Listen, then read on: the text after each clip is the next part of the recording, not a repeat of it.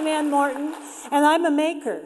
And driven by a desire to make right, I orchestrate creative social interventions that engage the hands of many to create a larger whole. My practice led me to the Human Services Campus, a facility for our homeless in downtown Phoenix.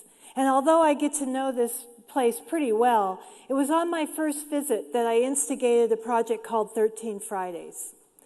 So staged on 13 separate Fridays between November and February, the intention was to create a mashup between knitters and the homeless population on campus, and to make warm woolen hats during the coldest months of the year. So knitters were asked to come sit on the campus and knit their hats among the people living there. And we'd hang our hats every week on a line, free for the taking. So in 13 Fridays, 22 knitters made 142 hats. So those of us from outside the campus got to know the people behind that label of homeless. That was the real art of this project, the experiences between these two groups, the homemakers and the homeless. In 2014, the Maricopa Point in Time Homeless Report recorded nearly 6,000 people experiencing homelessness, and of those, 1,100 unsheltered and living on the street. So City of Phoenix Code 23-48.01 declares that it is unlawful to linger on the city's right-of-ways. So in response, I crocheted sleeping mats of crime scene tape and gave them to 5 people living on the street. So these people were armed with a disposable camera and were asked and paid to record their life on the street along with the mat. And these are just a few examples from this experiment called Crime Scenes. At the same time, I was facilitating crochet workshops for a number of people from the campus. I wanted to work with them, not just for them.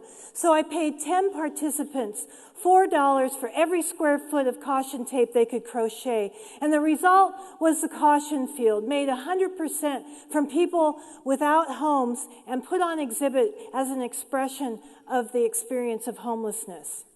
Housing First is a new model to address homelessness by providing permanent housing and wraparound services to support clients where they live. It turns out that being housed helps to achieve sobriety and stability, not the other way around.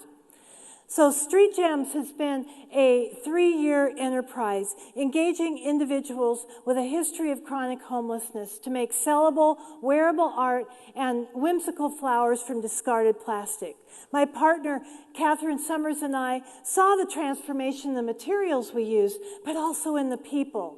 Sales from products that are stocked at local retailers, at events, and online went back to the makers in the form of monthly stipends. We started our sessions on the Human Service Campus, but then followed our makers as they found supported housing once a week where they live, supporting the Housing First model of support services. Studies are showing that Housing First makes human sense and economic sense. In Phoenix, costs were cut by 1/5, applying Housing First to end homelessness for the city's veterans. So when I was asked to apply for public art to enliven downtown spaces, I wondered, could I fill an empty lot with blankets made just for our homeless neighbors? And so Ground Cover was born.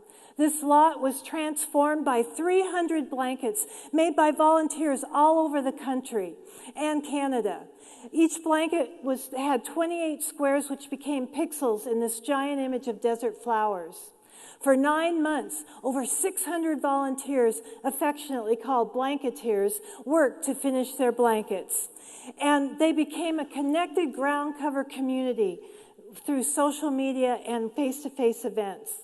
Once installed, ground cover was on display for 2 days, but then all the blankets were packaged up and distributed to 11 homeless agencies to be given to individuals for the winter holidays. By staging creative public acts that upset our balance of normalcy, I believe it is one way that we can spark our collective will to mandate that homelessness is no longer acceptable in our society. Thank you.